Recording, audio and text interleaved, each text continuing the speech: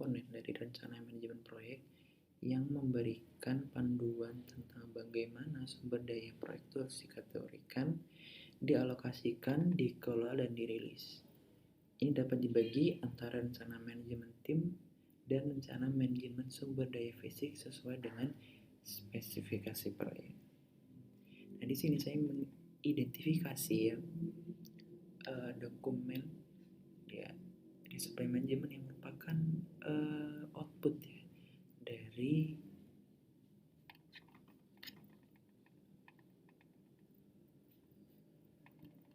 dari merencanakan pengolahan sumber daya.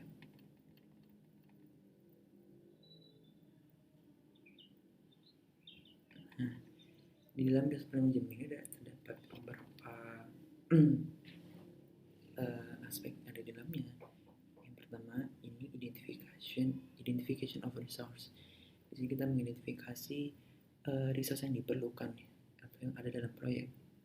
Ya, ada 2, human resource ya, seperti DPM, manajemen sistem administrator, manajemen sistem analis, manajemen teknikal, manajemen application designer dan sebagainya yang ada di dalamnya ya. Lalu ada hardware atau software. Di sini yang digunakan dalam proyek aplikasi kasir online ini ada Visual Studio Code, PHP, Java, Eclipse, Office 365, lalu dan juga tentunya PC atau laptop. Lalu aspek kedua adalah acquiring resource. Di sini kita mengidentifikasi guna atau fungsi resource yang ada. Human resource ini untuk mendapatkan anggota tim yang sesuai dengan kebutuhan yang diperlukan, maka akan dilakukan perekrutan anggota berdasarkan pengalaman dan keahlian mereka pada bidang-bidang yang dibutuhkan sehingga didapat tim yang bagus dan mumpuni. Lalu ada hardware atau software. Ini untuk mendapatkan hardware dan software yang dibutuhkan sesuai dengan kebutuhan ya. Lalu aspek yang ketiga ada roles and responsibilities. Nah, di sini kita mengidentifikasi peran dari tiap ya anggota tim yang ada di dalam sebuah proyek. Di sini ada project manager ya, di sini untuk menggerakkan organisasi proyek dan memimpinnya dalam mencapai objektivitas proyek ya selama pengerjaan proyek. Di sini dia membawahi ada manajer sistem administrator. Nah, di dalam administrator ini terdapat staff di dalamnya. Ada hardware engineer, manajemen sistem analis. Nah, manajemen sistem analis ini melakukan beberapa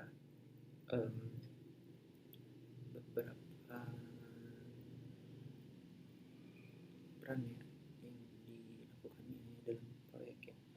Ada dia melakukan requirement analisis, technical clerk. Technical clerk ini bertugas untuk memberikan dukungan skadikal pada departemen teknis di berbagai organisasi. Lalu ada manajer teknikal. Ini manajer teknikal ini menguasai semua masalah teknis perusahaan secara luas dan melatih dukungan teknologi pada aplikasi proyek ya tentunya. Di sini membawahi staff ya. Di bawahnya ada software engineer, database engineer ya itu. Lalu ada manajemen app designer. Nah, di sini manajer app designer ini bertanggung jawab dalam membuat desain aplikasi sehingga menarik dan mudah dipakai oleh user tentunya. Di sini membawahi staff seperti programmer ya untuk memprogram aplikasi yang digunakan dalam pembuatan aplikasi kasir. Lalu ada UI UX designer. Di sini di mana UI UX ini berperan ya kalau untuk UX ini bagaimana membuat pengguna merasa nyaman dan betah dalam menggunakan aplikasi ya, fitur-fitur yang ada itu apa saja. Lalu kalau untuk UR ini dia merancang kasar berupa layout yang akan dikerjakan oleh front-end designer. Nah, itu ya yang ada staff yang ada pada manajer designer. Lalu ada manajer training. Training ini melakukan ya beberapa aktivitas seperti technical support ya, untuk memberikan layanan yang diberikan perusahaannya. Ada QA manager ya.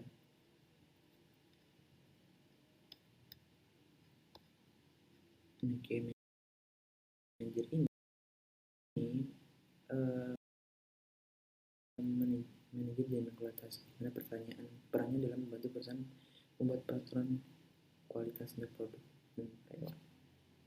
Nah, lalu di dalam resource management ini ada juga project organization chart. Di sini merupakan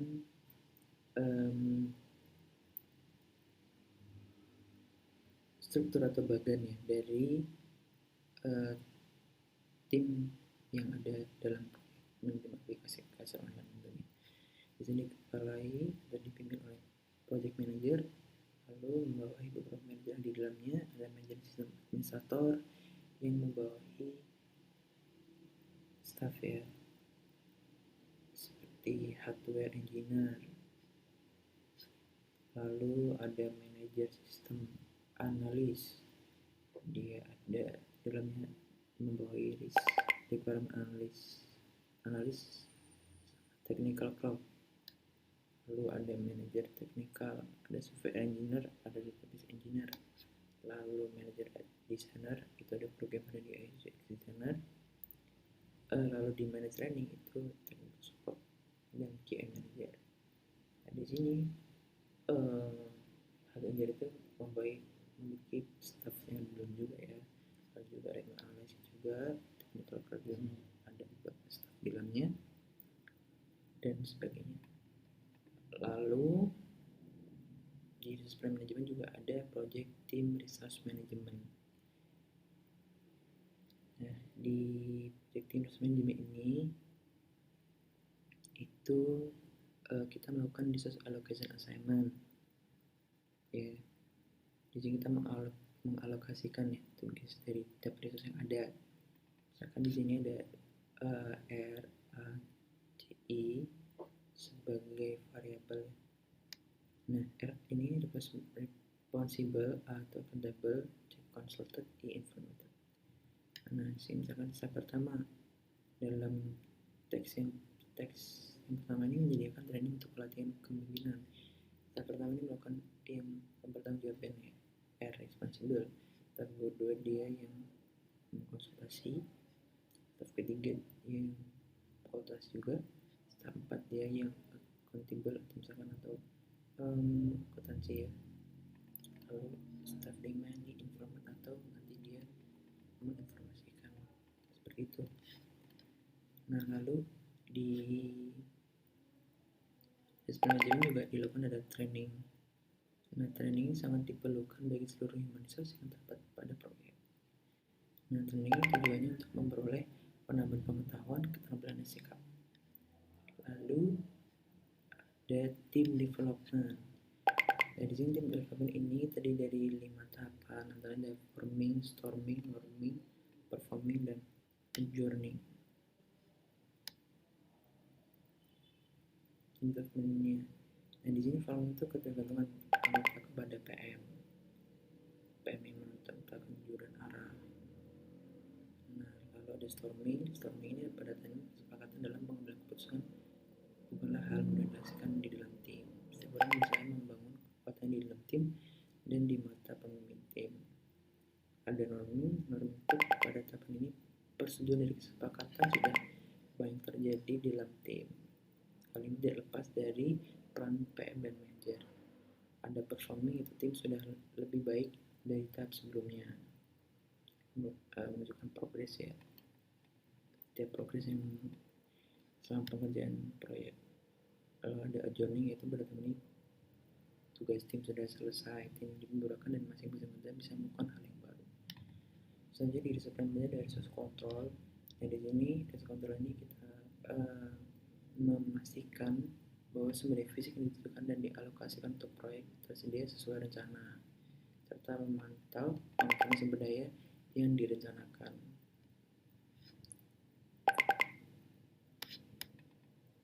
Nah, ini adalah control resource.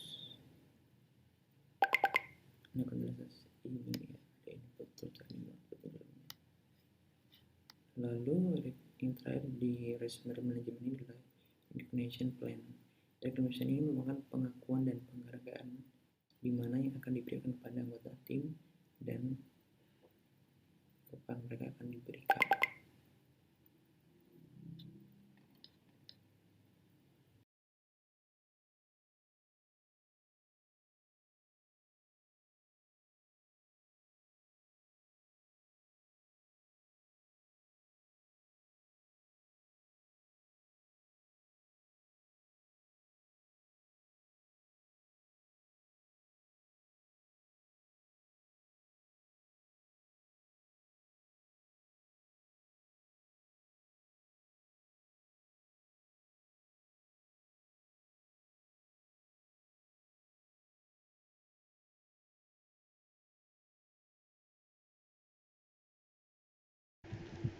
Perkenalkan, saya Bayu NRP 6. Di sini akan melanjutkan penjelasan tentang Project Resource Management. Jadi bagaimana proyek dokumen digunakan untuk mengantisipasi adanya ketidaksesuaian pelaksanaan rencana pengelolaan sumber daya proyek. Jadi proyek dokumennya ini nanti ada 7 dokumen yang dibahas. Yang pertama ada issue log. Jadi issue log ini digunakan untuk mengidentifikasi masalah seperti kurangnya sumber daya, keterlambatan pasokan bahan baku, atau rendahnya kualitas bahan baku. Jadi apa aja permasalahan yang ditemukan. Kemudian ada lesson learn register. Jadi ini adalah seperti review apa saja yang sudah pernah didapatkan sebelumnya. Jadi pelajaran yang sudah didapatkan sebelumnya akan diterapkan di fase selanjutnya untuk meningkatkan kontrol sumber daya fisik.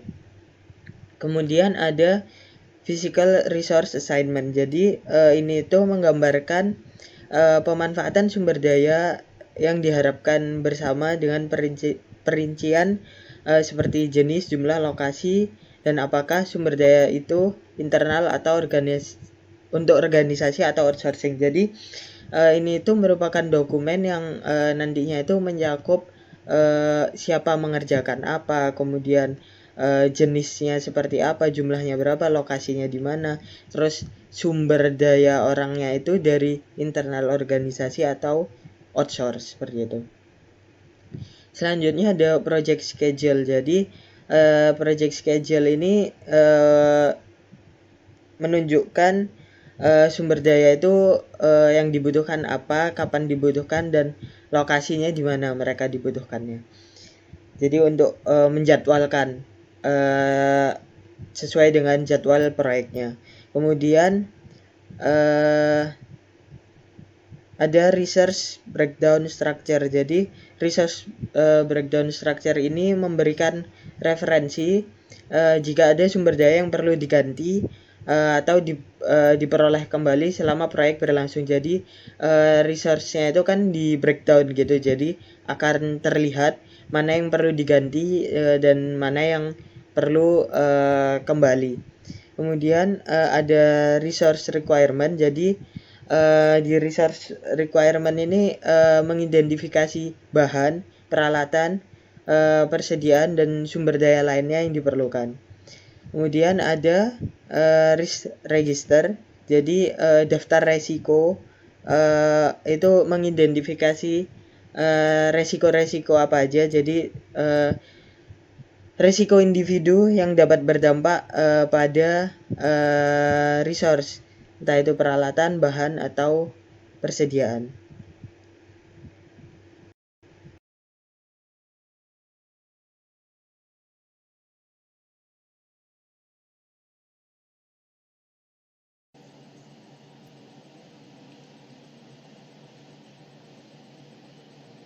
Halo, perkenalkan nama saya Laura Prenepasa, NRP 05211840116 dari kelas MPTIA. Kali ini saya akan melanjutkan dari kelompok Project Research Management. Kali ini saya akan menjelaskan apa sih Work Performance Data. Nah, work performance data tersebut adalah pengamatan mentah dan pengukuran diidentifikasi selama kegiatan dilakukan untuk melaksanakan pekerjaan proyek, misalnya biaya aktual, durasi aktual, jumlah permintaan perubahan dan catatan, dan persentase pekerjaan yang diselesaikan secara fisik. Dan mereka biasanya dicatat dalam sistem informasi manajemen proyek atau PMIS. Selanjutnya, work performance data itu ada input dari proses-proses ini, yaitu pertama ada validasi scope, lalu ada control scope, ada control schedule, control cost, control quality, control communication, control risk, control procurement, sama control stakeholder engagement. Nah, selain ada data input, ada juga data outputnya. Yang pertama yaitu direct dan manajemen proyek sendiri.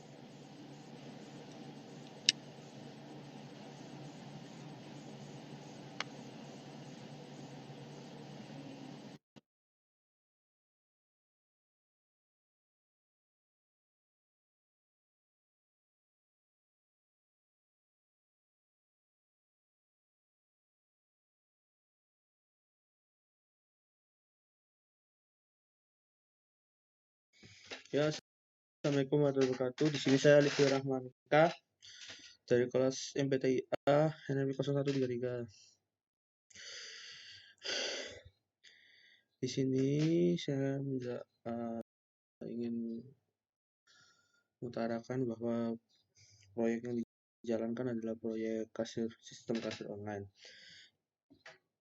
Di sini kita kebagian di resource management. Nah,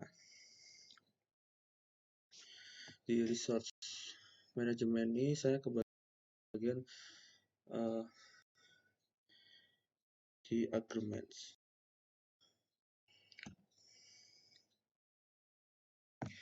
Nah, agreements pada resource management,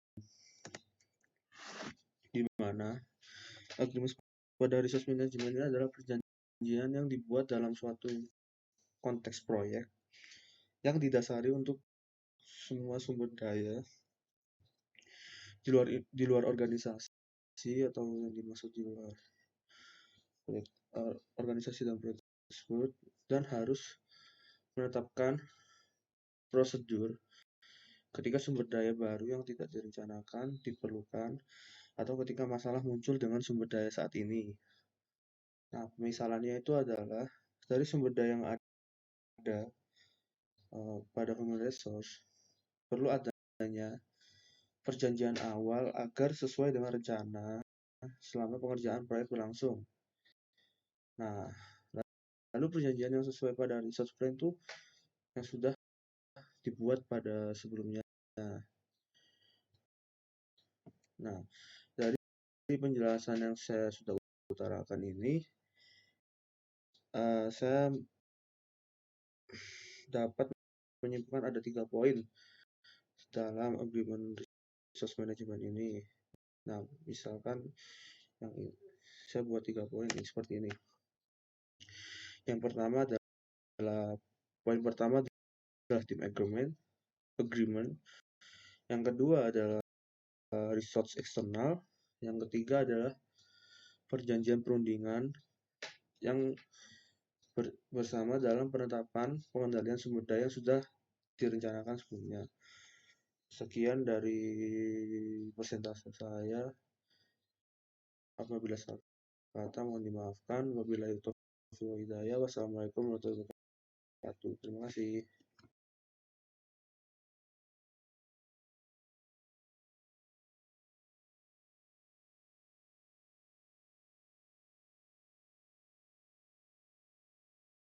Saya akan menjelaskan salah satu input dari mengendalikan sumber daya, yaitu organizational process asset.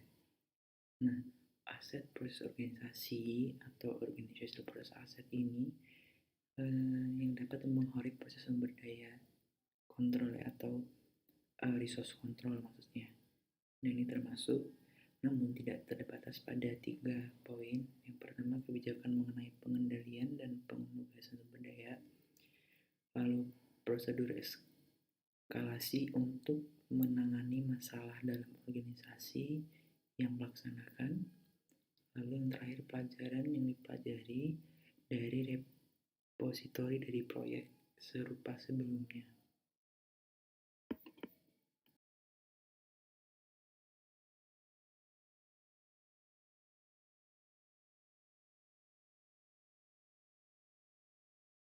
Pemanfaatan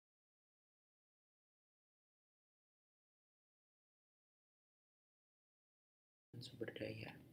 Alternatif ini seperti membayar tambahan untuk lembur atau sumber daya tim tambahan dapat dipertimbangkan terhadap pengiriman yang terlambat atau pengiriman bertahap.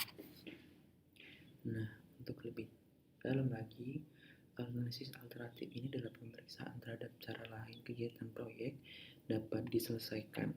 Misalnya, sumber daya yang berbeda dapat diganti. Pergantian ini dapat berdampak pada kendala proyek lainnya. Misalkan staf dengan tingkat keterampilan yang lebih rendah dapat dapat digunakan daripada yang lebih expert. Ini kemungkinan akan mempengaruhi waktu untuk penyelesaian tugas. Ini juga dapat mempengaruhi biaya dengan cara apapun. Nah, staf dengan keterampilan rendah tadi mungkin akan memiliki tingkat gaji yang lebih rendah, tetapi mungkin membutuhkan waktu lebih lama, sehingga biaya akhirnya menjadi lebih tinggi. Nah, kita contohkan lain untuk dalam proyek kerjaan aplikasi kasir online ini, contohnya kita menggunakan software yang memadai namun harganya lebih mahal. Nah, tapi berpotensi membutuhkan lebih sedikit waktu dan lebih sedikit perjalanan atau proses yang dilakukan. Lalu yang kedua ada cost benefit analysis atau disingkat CBA. Cost benefit analysis ini adalah pendekatan sistematis untuk memperkirakan kelebihan dan kekurangan tiap alternatif pilihan. Misalnya dalam transaksi, activity atau investasi proyek. Nah, CBA ini berfungsi untuk menentukan alternatif mana yang paling baik digunakan untuk mendapatkan manfaat yang lebih banyak. Nah, CBA didefinisikan sebagai proses sistematis untuk menghitung dan membandingkan manfaat dengan biaya sebuah keputusan, kebijakan, atau lebih luasnya lagi sebuah proyek. Nah, secara umum, cost benefit analysis ini memiliki dua tujuan yang sama, untuk menentukan apakah investasi atau keputusan itu baik, verifikasi apakah benefit atau manfaatnya itu sesuai dengan biaya. Lalu untuk memberikan dasar-dasar dalam perbandingan proyek-proyek yang melibatkan pembandingan total biaya yang diharapkan dari setiap alternatif terhadap total manfaat yang diharapkan. Nah, output dari penggunaan cost benefit analysis ini adalah terbentuknya rasio prioritas terhadap masing-masing alternatif yang sangat dibutuhkan oleh decision maker dari sebuah proyek untuk menentukan alternatif mana yang akan diambil dengan mempertimbangkan biaya versus manfaat tiap alternatif yang telah disediakan oleh cost benefit analysis ini. Lalu ada performance review. Performance review ini mengukur, membandingkan, dan menganalisis pemanfaatan sumber daya yang direncanakan dengan pemanfaatan sumber daya yang sebenarnya. Informasi biaya dan jadwal kinerja juga dapat dianalisis untuk membantu menentukan masalah yang dapat mempengaruhi pemanfaatan sumber daya yang ada. Yang terakhir adalah trend analysis. Nah, seiring kemajuan proyek, tim proyek dapat menggunakan analisa tren atau trend analysis berdasarkan pada informasi kinerja saat ini untuk menentukan sumber daya yang diperlukan pada tahap proyek yang akan datang. Analisis tren atau trend analysis ini memeriksa kinerja proyek dari waktu ke waktu dan dapat digunakan untuk menentukan apakah kinerja membaik atau memburuk. Teknik analisis grafis ini digunakan pada trend analysis yang berharga untuk memahami kinerja sampai saat ini dan untuk perbandingan dengan tujuan kinerja masa depan dalam bentuk BAC atau EAC dan tanggal penyelesaian.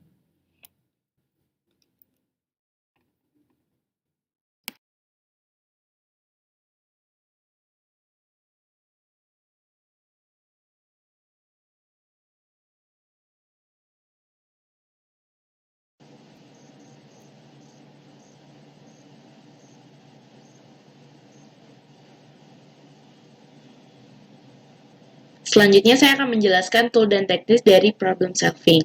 Nah, apa sih problem solving itu? Jadi dalam melakukan problem solving, kita memerlukan solusi untuk menemukan masalah atau tantangan. Nah, masalah dapat timbul sebagai akibat dari proses kualitas, kontrol atau dari audit kualitas dan dapat dikaitkan dengan proses atau hasil. Nah, metode dari pemecahan masalah umumnya meliputi elemen-elemen berikut ini. Yang pertama, mendefinisikan masalah, lalu mengidentifikasi akar penyebab, lalu menghasilkan solusi yang mungkin, memiliki solusi terbaik, menerapkan solusinya, dan memverifikasi efektivitas solusinya. Sekian, terima kasih.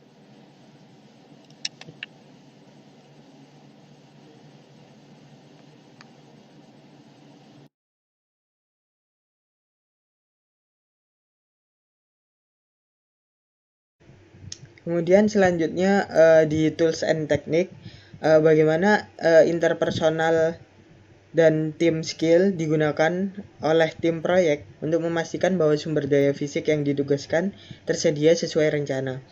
Jadi interpersonal dan tim skill ini ada dua, negosiasi dan influencing. Jadi kalau di negosiasi itu bagaimana kemampuan manajer proyek untuk bernegosiasi apabila ada sumber daya fisik tambahan yang diperlukan atau ada perubahan sumber daya fisik atau biaya terkait sumber daya itu, seperti itu. Jadi kemampuan untuk bernegosiasi. Kemudian ada kemampuan untuk influencing. Jadi maksudnya adalah proyek manager itu harus bisa memiliki sikap yang baik sehingga dapat ditularkan ke orang yang lain. Jadi sebagai pemimpin dia harus memiliki sikap yang baik biar tim proyek itu dapat memiliki kepercayaan diri. Jadi suasana kerjanya itu akan terasa lebih akrab, seperti itu.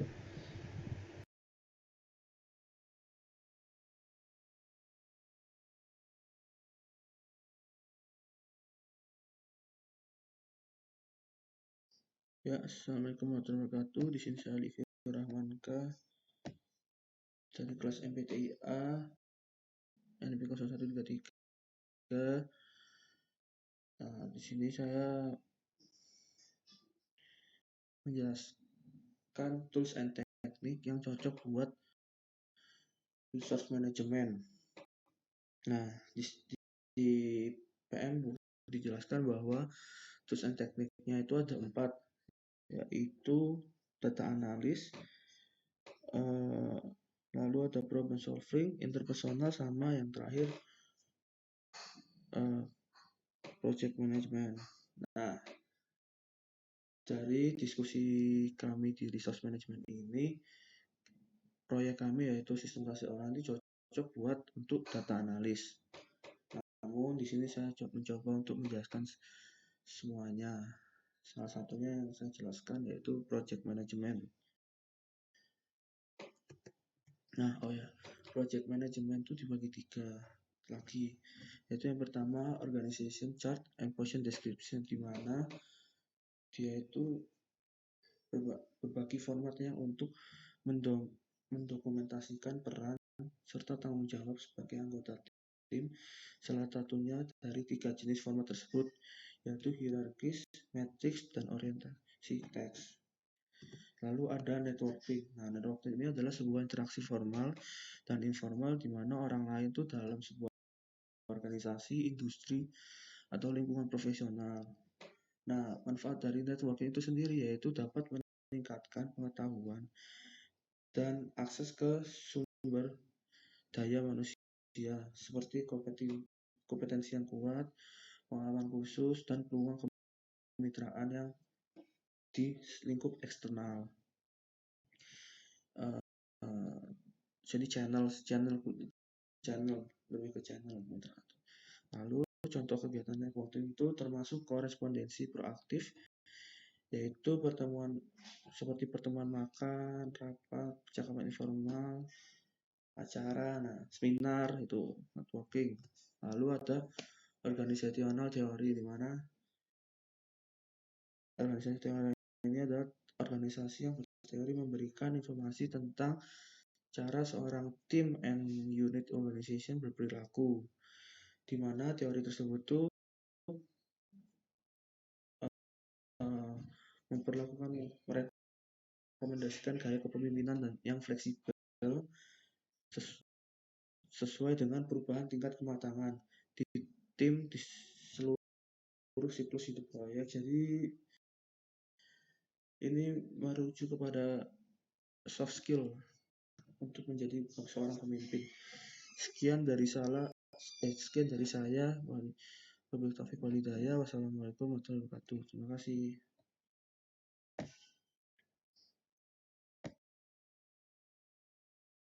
Pemanfaatan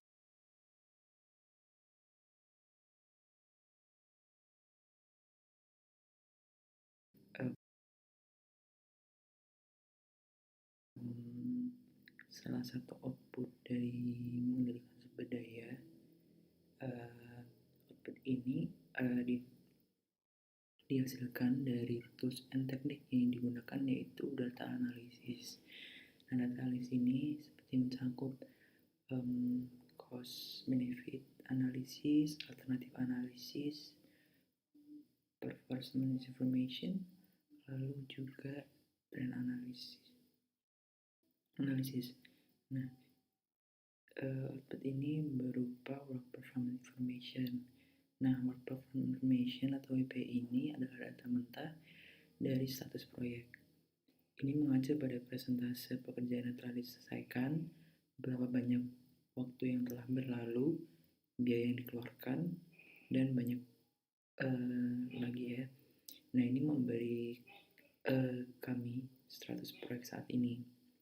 Nah, kita menggunakan informasi ini untuk membuat pengukuran kinerja dan kemudian laporan kinerja kerja. Nah, di sini saya ingin menjelaskan ya salah satu contoh ya bentuk dari work performance information itu sendiri dalam aplikasi kasir online yang bisa diterapkan ya. Di sini work performance information ini ada project namanya aplikasi kasir online, package projectnya itu proses ya bagian yang ada pada sebuah proyek ya. Di sini mengenai sumber daya. Lalu di sini di tabelnya ada keterangan kategori, activity, start, schedule ya, start finishnya kapan, cost atau biaya yang dikeluarkan, dan statusnya. Kita kasih contoh aja, misalkan kategori aktivitas adalah coding, lalu aktivitas sendiri front end coding. Nah, schedule-nya atau jadwalnya itu startnya di tanggal 20 April sampai dengan tanggal 28. Nanti memerlukan 8 hari ya, kurang lebihnya. Nah, di sini untuk biaya yang dikeluarkan yaitu 10 juta. Lalu status ini merupakan keterangan dari aktivitas tersebut ya. Di sini dituliskan work progress, artinya dalam progresnya dalam pekerjaannya. Ya mungkin seperti itu. Menjelaskan dari saya kurang lebihnya. Mohon maaf. Sekian dan terima kasih.